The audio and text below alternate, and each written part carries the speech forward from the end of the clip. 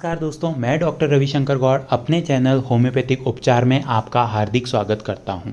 आज जो ये मैं केस रिप्रेजेंट कर रहा हूं, ये 45 साल की एक महिला का केस है।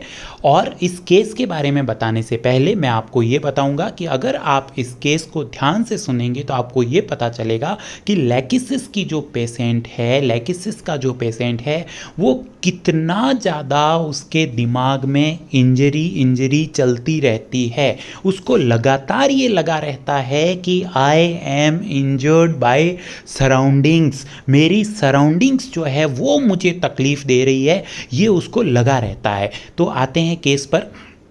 ये एक 45 वर्षीय महिला है। इसकी जो चीफ़ कंप्लेंट्स थी, वो चीफ़ कंप्लेंट्स में पहली चीफ़ कंप्लेंट ये थी कि उसको बहुत ज़्यादा ब्लीडिंग होती है। मतलब ये कि उसको हर 15 दिन बाद पीरियड्स आ जाते हैं और ये पीरियड्स जो हैं 5-7 दिन चलते रहते हैं। और 5-7 दिन चलने के बाद भी ये जो पीरियड्स हैं इनका अमाउंट, मतलब क्वांटिटी ऑफ ब्लड वो इतना ज़्यादा होता है कि इस पेशेंट को कई बार एक ही दिन में कई बार अपने पैड बदलने पड़ते हैं। और दूसरा, इस पेशेंट ने मुझे ये कहा कि सर मैं सबसे बढ़िया वाला पैड इस्तेमाल करती हूँ, लेकिन उसके बावजूद मुझे कई बार पैड बदलने पड़ते हैं। अब दूसरी कंप्लेंट जो इस महिला की थी वो ये थी कि इसको बहुत सीवियर हेडेक होता था। इतना सीवियर हेडेक होता था कि उस हेडेक में किसी तरह की कोई भी टैबलेट काम नहीं करती थी। तब करना ये होता था, उस समय जब इसका सिर दर्द होता था तो इसको इसके सिर पर कोई थोड़ा मतलब हल्के हाथ से बार बार कंटिन्यूअसली मारता रहे और ये अपने मतलब सिर को एक बहुत ही टाइट कपड़े से बांध ले। उसके बाद एक डार्क रूम में चली जाए, उस डार्क रूम में एकदम शांति हो और फिर ये कुछ घंटों की नींद निकाल ले तो इसके सिर दर्द में आराम आता था। ये इसकी चीफ कंप्लेंट थी। जब बहुत ज़्यादा इंक्वायरी की गई, मतलब बहुत ज़्यादा इनसे पूछताछ की गई, तब इन्होंने ये बताया कि मेरे बड़े बेटे की शादी हो रखी है, उसकी बहू आती है। तो वो जो बहू है, उस बहू के साथ मुझे प्रॉब्लम है। तो मैंने पूछा कि क्या प्रॉब्लम है बहू के साथ।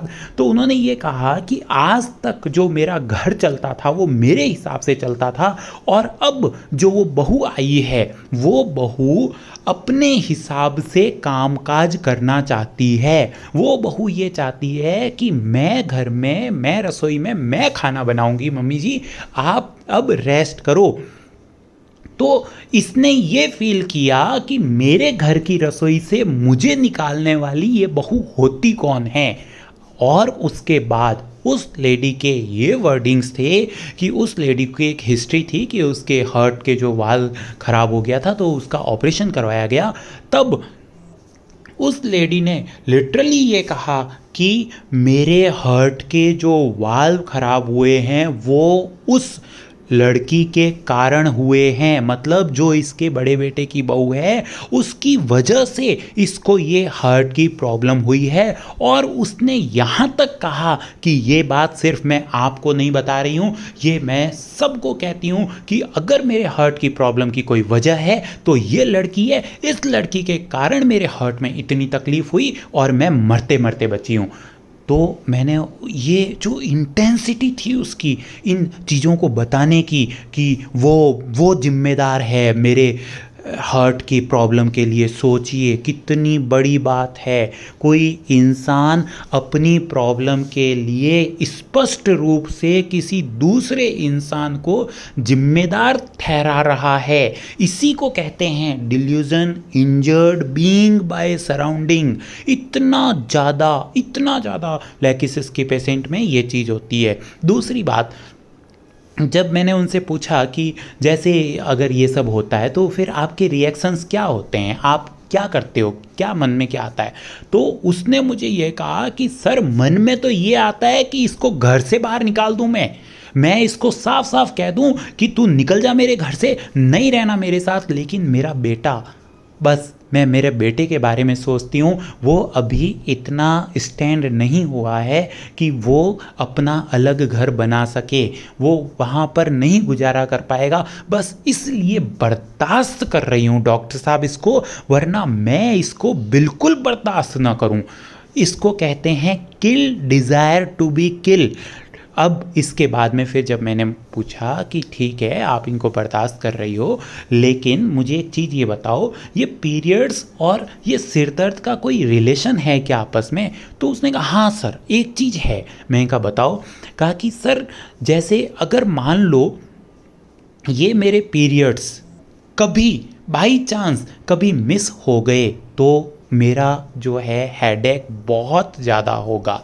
ये एट द एज ऑफ 40 मुझे जो है ये पीरियड्स कभी मिस हो जाते थे, कभी आ जाते थे, ये अब जो है मेरे को बहुत एक्सेसिव ब्लीडिंग होने लगी है। ये मेरा सिर दर्द तो काफ़ी पुराना है, इवन मतलब 15-20 साल हो गए मुझे इस सिर दर्द से सफ़र करते हुए, लेकिन मैंने एक ट्राइका नाम की गोली आती है, वो गोली अपनी स्पेसिफिक बना रखी थी। तो ये जब मैं ट्राइका की गोली लेती थी तो मुझे आराम आ जाता था, मुझे नींद आ जाती थी।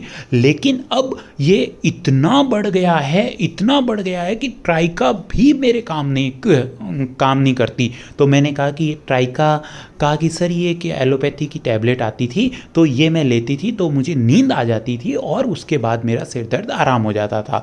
लेकिन मेरा जो पहले सिर दर्द होता था उसका पीरियड से ये रिलेशन होता था कि अगर कभी मेरे पीरियड्स 15 दिन लेट आ गए तो मुझे बहुत ही सीवियर हेडेक होगा और उसके बाद वो हेडेक रोज होगा और वो हेडेक तब तक आराम नहीं आएगा जब तक मुझे पीरियड्स नहीं आ जाते। अब देखो ये जो चीज़ थी बहुत इम्पॉर्टेंट थी, इसको फिजिकल लेवल पर कहते हैं डिस्चार्जेस एमिलियोरेट। आप शुरू से देखो ये पेशेंट कितनी ज़्यादा अंदर से गुस्सा भरा हुआ है, बार बार हर चीज़ को डिस्चार्ज करना चाहती है।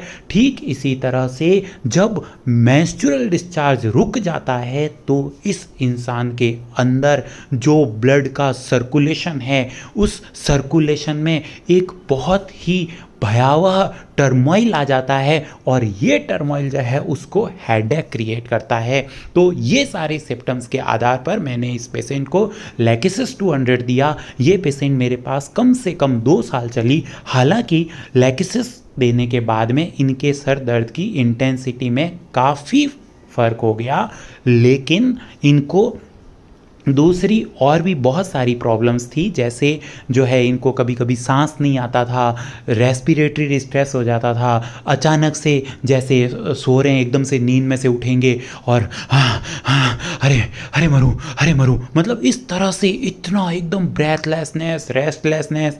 तो कई बार जो है ये अपने मतलब जो इसके हस्बैंड हैं, जो इसका बेटा है, उनको इतना ज़्यादा ये लेडी परेशान करती थी कि रात को 2-2 बजे हॉस्पिटल जाना, उसके बाद में 2-2 4-4 दिन एडमिट रहना। मतलब मैं ये बताना चाहता हूँ कि लैकिसिस का पेशेंट अपनी परेशानी को इतना ज़्यादा फील करता है, लैकिसिस के पेशेंट के दिमाग में, कि मैं किसी दूसरे के कारण इंजर्ड हो रहा हूँ, ये इतना ज़्यादा दिमाग में रहता है कि उसको ये परेशानी न सिर्फ मानसिक जबकि ये परेशानी as it is physical level पे भी रिफ्लेक्ट होने लग जाती है। लैकिसिस देने के बाद में ये पेशेंट काफ़ी एमिलियोरेट हो गई और उस लैकिसिस के मतलब ये जो लैकिसिस मैंने ऐसा नहीं कि 1 डोज दे दी, ये लैकिसिस मैंने इनको हर 7 दिनों में जो है रिपीट की है, काफ़ी बार रिपीट की है। जितनी बार हेडेक का एपिसोड आया उतनी बार रिपीट की है और धीरे धीरे मतलब लगभग 4 से 5 महीने लगे इनके हेडेक को टोटल एमिलियोरेट होने में। और अब ये लेडी न तो ट्राइका लेती हैं, न ही किसी तरह की कोई दूसरी दवाई लेती हैं। बस बात सिर्फ इतनी है कि अब ये लेडी जो है, कभी भी इनको कोई प्रॉब्लम होती है तो ये टोटली होम्योपैथिक ट्रीटमेंट लेती है, किसी तरह का कोई दूसरा ट्रीटमेंट नहीं लेती। हालांकि इनका स्वभाव अभी भी काफ़ी ज़्यादा गुस्सैल है, लेकिन उस टाइम के मुकाबले लगभग 20% स्वभाव जो है वो इनका चेंज हो गया है। Thank you friends.